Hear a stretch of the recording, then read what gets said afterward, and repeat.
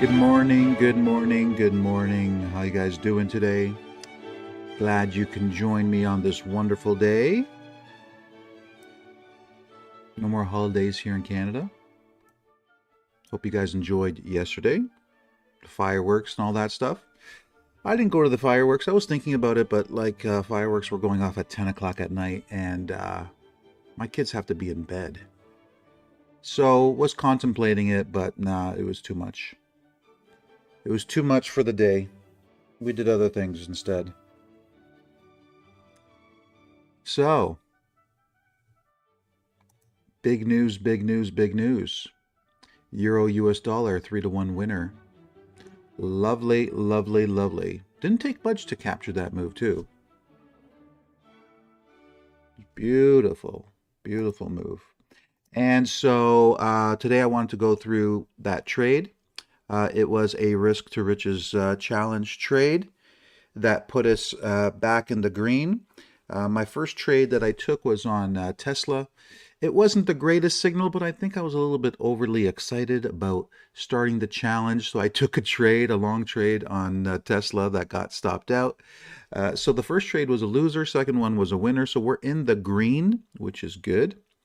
And so I'm going to be a little bit more careful in the trades that I'm taking. That Tesla one, wasn't the best looking trade, but I was overly confident with it.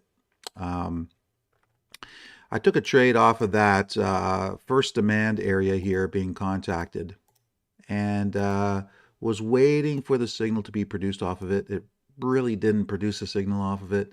But I said, you know what? I have a good feeling. I have a good feeling that it's going to hold. And it didn't hold. Anyways, don't go with feelings, man. Go with the signals. If the signal's not there, don't go for it. Anyways, so that trade didn't work out, and that's okay. But the second trade did. So we're in the green. We're well in the green. And so the trades are just going to start getting larger and larger the more we win, 25% of the total, right?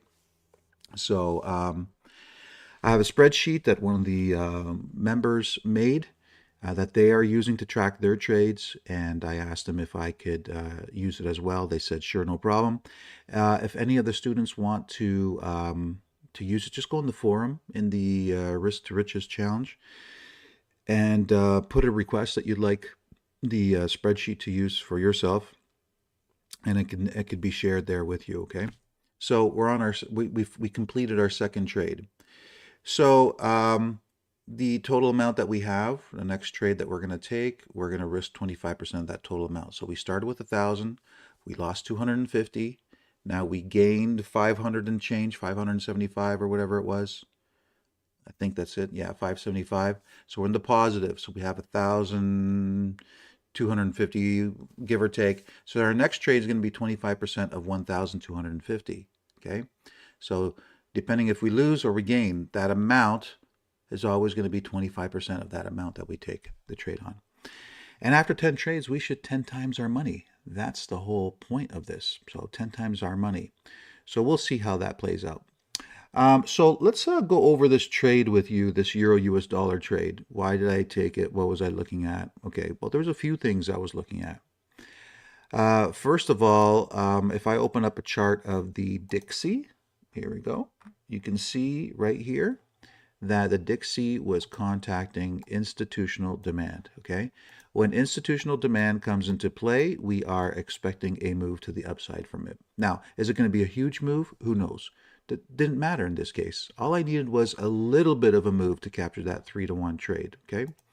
So it was reacting to demand. So with that said, we were expecting a move to the downside on the Euro US dollar. So I opened up the daily time frame and I saw this supply area that we are contacting, okay? This is a supply zone right here that we were contacting. And so with that, I knew that there was a good chance that we were going to get a reaction to the downside from there. Now, being that this is a daily time frame, we go down to the 1 hour time frame to look for an entry. And I broke that down for you guys, and I posted in the Telegram channel. If you haven't seen it, go to our Telegram channel. Just type up supply and demand forex trading, and you'll find our channel. And I broke down exactly the analysis time frame and the entry time frame. Okay, very important that you know those time frames that we use. So we break it down to the 1 hour time frame, and this is what we had. Okay, we had this. We had a supply zone right here. Okay, that's our supply zone. So we are watching for some type of a shift of momentum off of the daily area of supply. So supply came in right here, price dropped, okay, and then retraced back to that supply. This is where I took my entry in short, all right, aiming for a 3-to-1 move. And that was it. We got in, our stop loss was above the supply zone, and our target was 3-to-1. And that's it. Didn't take much. We got that drop, and that's it. We're out of the trade. So now you can see on the chart that it's rallying back up and it's doing some other stuff, right? Okay. Well, we don't really care about that at this point because we exited our trade for a profit. And look at the tiny little move that was required. Just a little bit of a move in our favor. Okay. Beautiful. That's cool. I like those things that you guys posted on the chat. The crown #1. How do you guys even do that? That's pretty cool. I like that. Top fans. Ooh, I like that. Is that something new? Top fans. Cute. Anyways. So it didn't take much of a move. Look at that. Just a little bit of a reaction to the downside, and our trade is over. Okay. So now it's on to the next one.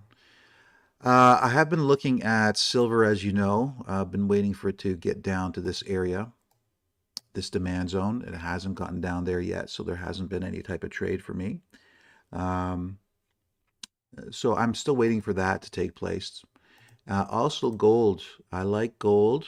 I like shorting gold at this area here. Now we got our initial reaction to the downside here, which wasn't good enough for me. This is not what I wanted. I wanted some kind of a move off of this area here. So I said, okay, let's be patient. Don't worry about the move to the downside. Let's just be patient and we'll wait to see what happens. So what I'm waiting for now is for a move to this area of supply. This is a 4-hour supply zone that I'm waiting for the move to contact. Once it contacts this area, then I will be switching down to the 15-minute time frame, and I'm going to be watching for my short signal, okay? And then it's just a matter of aiming for a 3-to-1 move to the downside, and away you go, okay? And it's not going to take much for a 3-to-1 move off of a 15-minute chart. All I need is a small reaction from that area of supply.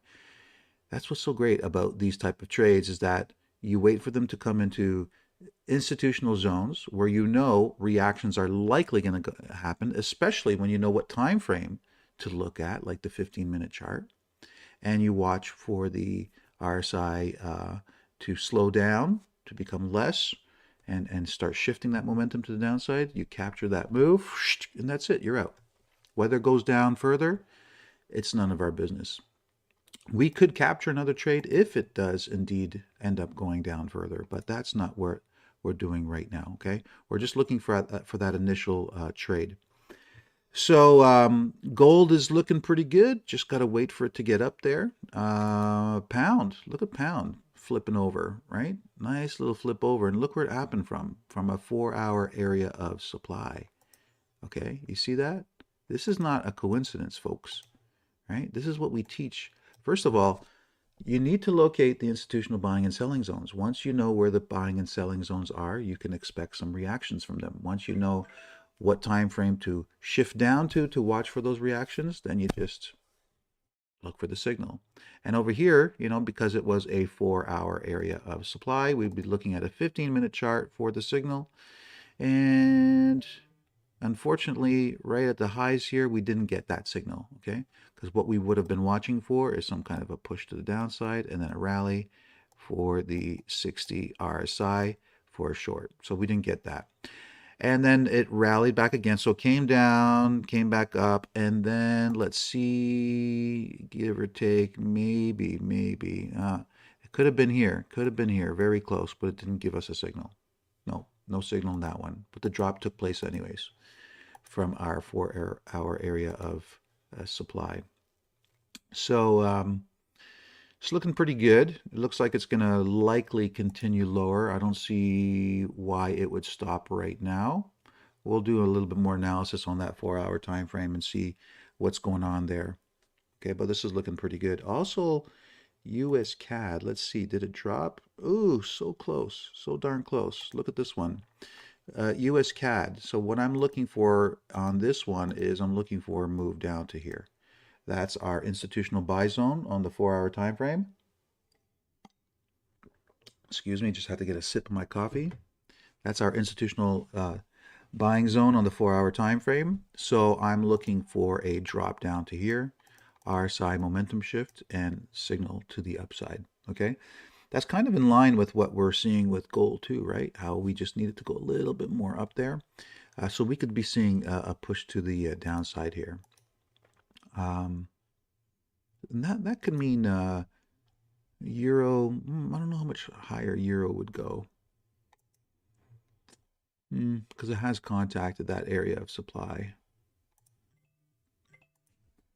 Everybody seems to be sending me messages exactly when I should have shut my phone off. Yeah. Yeah, I don't think it's going to go much higher. This looks like another. Is there news coming out this morning? Let me take a look. Something's getting my phone crazy. Wednesday. Today's Wednesday. Let's see. ECB speech. I see. 8:15. That was ADP employment change negative.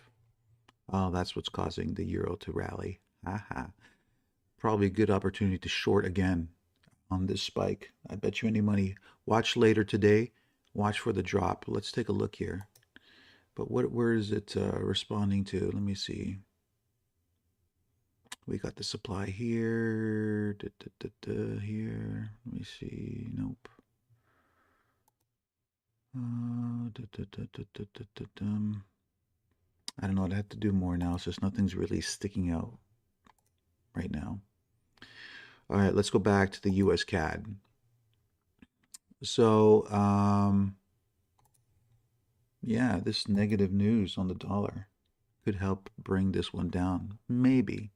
Let's look at the US Swiss. Deep inside demand. That one's been a weak one, eh? Look at that. Ever since the breakdown of that long signal, it's been nothing but weakness. And US dollar, Japanese yen kind of sitting sideways. Yeah. No signal on that one yet. And Bitcoin reacting from supply. The drop. Daily supply contacted. Nothing there yet. Okay, so I'm going to be watching gold rally to supply, silver drop to demand. Aussie, nothing really there. If it removes 4-hour demand, then I'll look for short. Euro, going to be doing some more analysis on the 4-hour time frame to see if there's any potential new trades, because this could be setting up for another move. But let's see. And the pound looks pretty decent. Ooh, look at that. Beautiful. Off that area, that 4-hour supply. Damn. I could have just taken it off the 4-hour supply instead of waiting for a signal, which wasn't produced, because I knew there was a very good chance we were going to see a drop from there. Damn, look at that. Ooh, anyways, I'll watch for this one because this is looking like it's going to continue dropping. I don't see how it's going to stop until the 135s, give or take.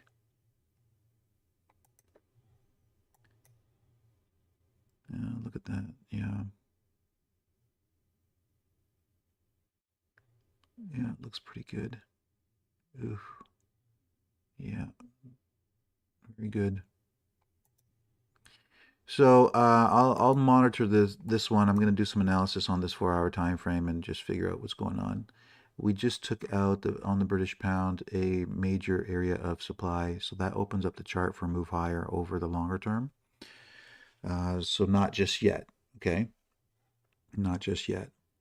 So I'll be watching that. Kiwi, not much to see here. I mean, it's making a move just like the Aussie. So USCAD down to demand if it gets there. US Swiss.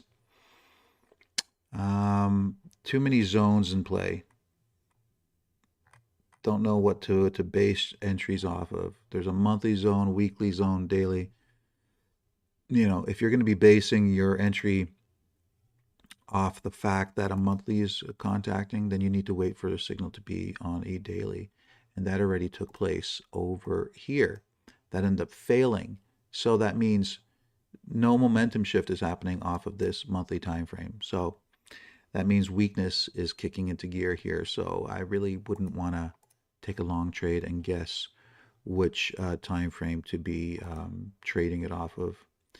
And the US dollar, Japanese yen, they need to profit take, as I explained in the latest CFTC video. If you haven't seen my latest CFTC video, you got to watch that one, where we went through the positions of the institutions and looked at where they were and what they need to do with those positions, okay, based on the fact that they're like overly leveraged and they have to take profits on their positions. They have to take profits on their shorts, which is going to fuel a move to the upside on the US dollar, Japanese yen. So nothing's really happened here yet. So I'm just going to be sitting and watching and waiting for the next signal to arrive. All right, folks, I think that's good. I think we covered a lot. So risk to riches challenge in the green. Beautiful. Very, very happy with that. And we'll continue trekking forward, okay? I gave you the trades that I'm going to be looking for. The exact signals I'll be posting in the forum for members. If you want in on those, come and join us, man. 7 days for free, okay? Cost you $0 buckaroonies. And then if you like what you see and you're making money on the side, enough to pay for membership, then you join us, right? I can't make it more easier for you guys. Anyways, take care. Sayonara. Have a good one. Thanks for joining. We'll talk to you guys soon, all right? Take care.